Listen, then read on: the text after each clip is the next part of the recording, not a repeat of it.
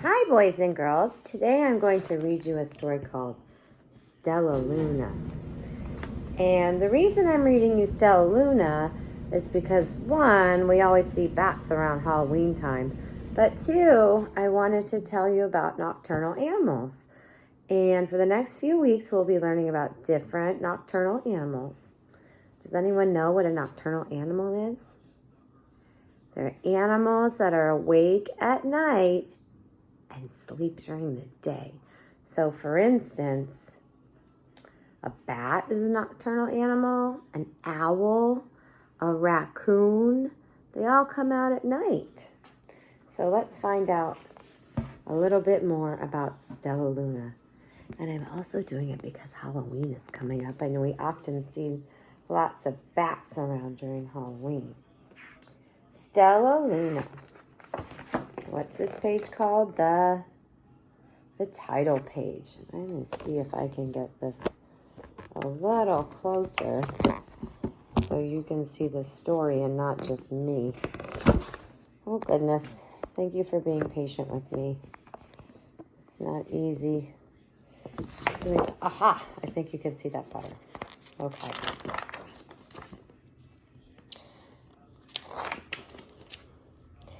In a warm and shiny forest. Oops.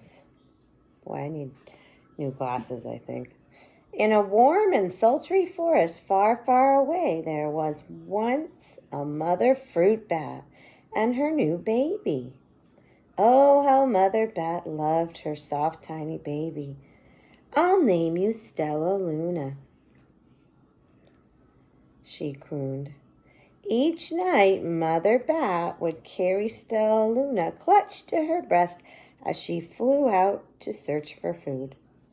So there she is holding me. I don't know if you can see very well, but that's Stellaluna. I think I'm going to have to move this again. Sorry. Let's see. There, that's better. Okay. There's the picture again. You can see Stellaluna there. One night, as Mother Bat followed the heavy scent of ripe fruit, an owl spied her. On silent wings, the bird swooped down on the bats. Dodging and shrieking, Mother Bat tried to escape, but the owl struck again and again, knocking Stellaluna into the air. Her baby wings were as limp and useless as a wet paper. Down, down, down she went, faster and faster into the forest below. So if you can see, there's the owl. And there's Stellaluna flying down all the way to the ground. Boy, this is still too far away. You guys are so patient with me. Let's see if I can move this over here. Put this. I want you to be able to see the pages of this book. Okay, let's try that. So there she is, hanging upside down on a branch. The dark, leafy tangle of branches caught Stellaluna as she fell. Like my phone's falling. One twig was small enough for Stellaluna's tiny feet. Wrapping her wings about her, she clutched the thin branch, trembling with cold and fear. "Mother!" Stellaluna squeaked. Stellaluna squeaked and squeaked. "Where are you?" By daybreak, the baby bat could not hold on any longer. By daybreak, down, down, down again she dropped. I wonder where she's going to land. Flump. There she is. Can you see her? What does it look like she landed in? Looks like she landed in a nest. Flump. Stellaluna landed head first in a soft, downy nest, startling the three baby birds who lived there.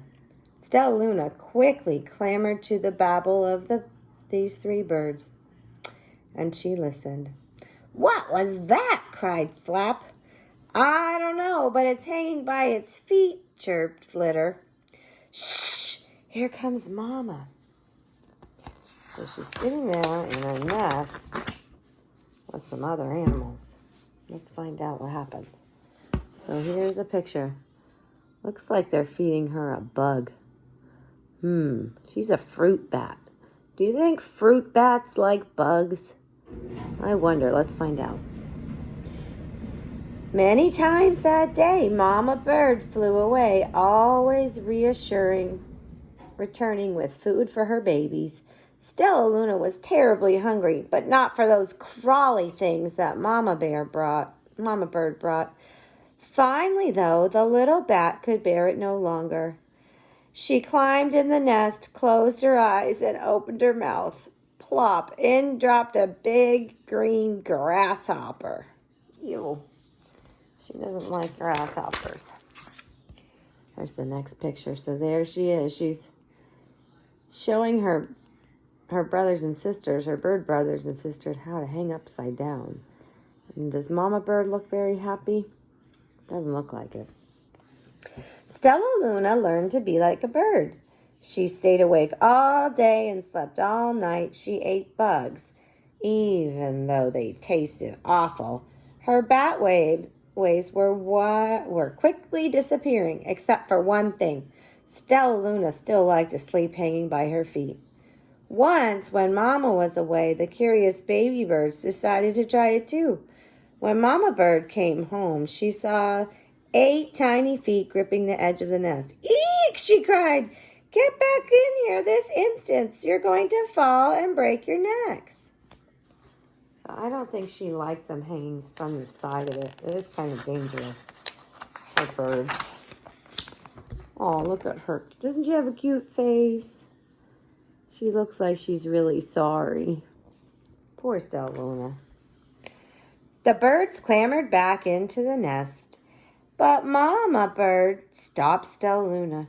"You are teaching my children bad things. I will not let you back into this nest unless you promise to obey all the rules of this house." Stellaluna,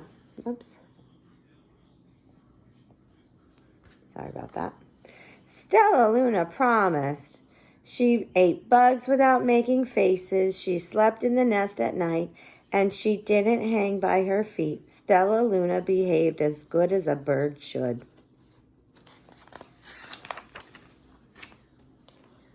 Oh, here's the next one. Looks like they're all trying to fly, doesn't it?